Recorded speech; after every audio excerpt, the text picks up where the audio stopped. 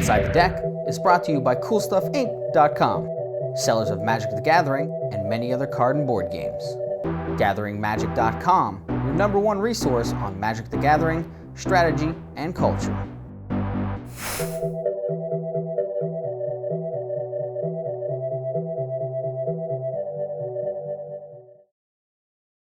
Commander's one of those formats where it lets your creative side show more than something like Type 2, where you're going to see a lot of net decks. Commander lets you play with more variation. Like, not every game plays out the same.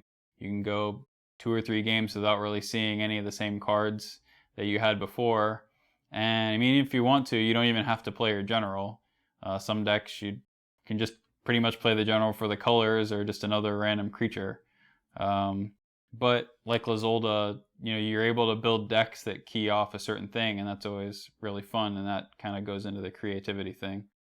Lyzolda's a general that lets you build around her without needing to assemble Voltron. A lot of the deck feeds into what she does, and without her, some of the cards aren't optimal EDH cards. You're not going to see them in any kind of other deck. She's a lot of fun to play because many players who aren't familiar with her wind up getting pretty surprised by what you can do with the deck. She seems pretty innocuous, but in fact, if left unattended, she can get pretty dangerous.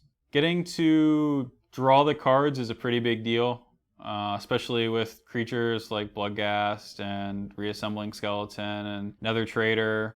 Bitter Blossom is another generator for black cards that keeps your hand full even though you're not playing colors that generally are able to draw a lot of cards. Probably about 1/3 of my mana base is lands that fix my mana.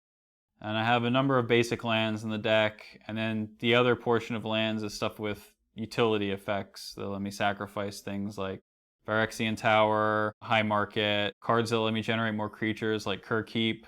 Boras Stronghold's another good card. I play 6 mana artifacts in the deck. They give me a little extra mana acceleration, but the deck doesn't need it too much. There's not a whole lot of high cost cards in the deck, so my hand doesn't wind up getting stuck with a bunch of cards I can't play. Can always Lyzolda out on turn 3. I have a number of creatures that cost 2 or 3 mana, and I play a lot of spot removal that's fairly cheap, so I have a lot of mileage with the deck without needing to spend time ramping.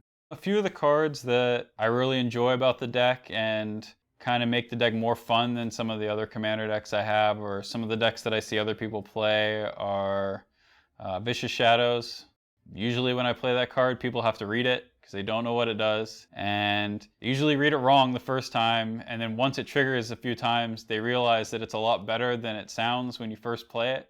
Stalking Vengeance is another one. It's a little similar to the Vicious Shadows in what it does. It lets me get a lot of reach with extra damage by creatures dying and coming back, which is really good at doing. One of the cards that gets a lot of hate when I play it is Black Market.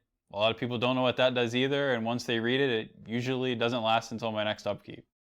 I guess some people like to make the best commander deck because you can win the most, or you get to do things you would normally do playing Magic, using cards you don't normally see hitting the tables. And if you can put it all together and make a deck that wins a lot while you're having fun and it's not too repetitive, I think you have a really awesome deck and you're going to get a lot of fun out of it. And that's one of the best things about Commander.